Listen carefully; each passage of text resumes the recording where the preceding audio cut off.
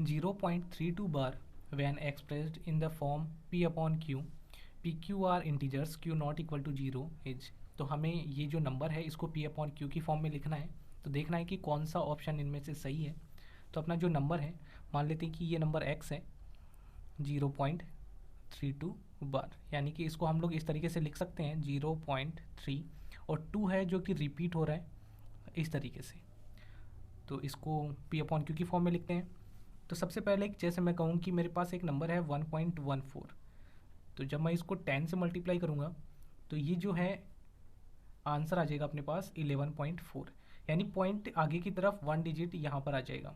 इसी तरीके से मैं 100 से करता, जैसे कि 1.14 इसको मैं 100 से मल्टीप्लाई करता तो पॉइंट यहाँ से 2 डिजिट आगे चला जाता, यानी आंसर 114 ही हो जाता। तो ये चीज़ हमें ध्यान रखनी है। जैसे कि मैं इसको 10 से मल्टीप्लाई करूँ तो इधर वाला पार्ट जब 10 से मल्टीप्लाई होगा तो ये 10x आ जाएगा, और इस नंबर को जब मैं 10 से मल्टीप्लाई करूँगा तो पॉइंट यहाँ से आगे की तरफ आ जाएगा।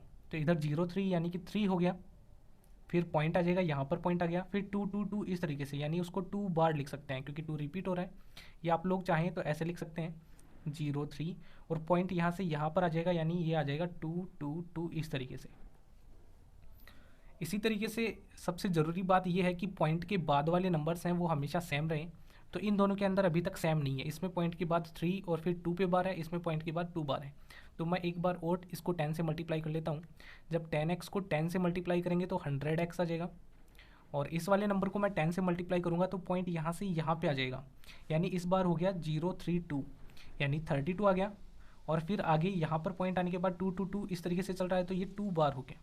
या आप लोग चाहें तो इसको इस तरीके से लिख सकते हैं 032 और फिर आगे अपने पास 2 2 2 इस तरीके से चल रहा है।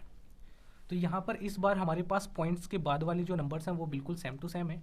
तो आप लोग इसको फर्स्ट इक्वेशन मान सकते हैं, इसको सेकंड इक्वेशन मान सकते हैं।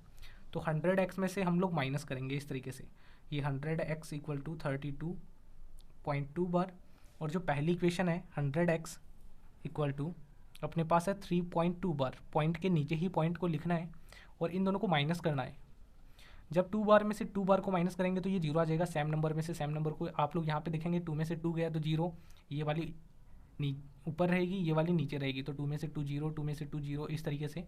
फिर 32 में से 3 को माइनस करेंगे तो यहाँ पे अब आ गया पॉइंट, ये पॉइंट लगा दिया हमने।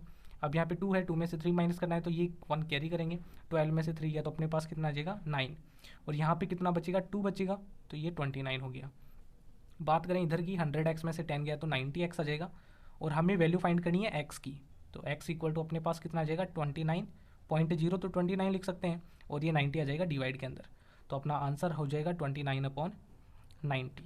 तो कौन सा ऑप्शन सही है 29/90, बी ऑप्शन सही है।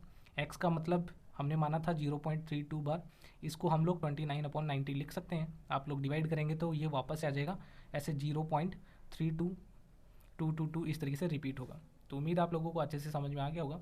तो बस ध्यान एक ही चीज़ का रखना है कि पॉइंट के बाद वाले नंबर्स हमें सेम करने हैं, फिर दोनों इक्वेशंस को माइनस कर लें, फिर अपना आंसर आ जाएगा। तो उम्मीद आप लोगों को अच्छे से समझ में आ गया होगा। तो मिलते हैं नेक्स्ट वीडियो के अंदर। Thank you.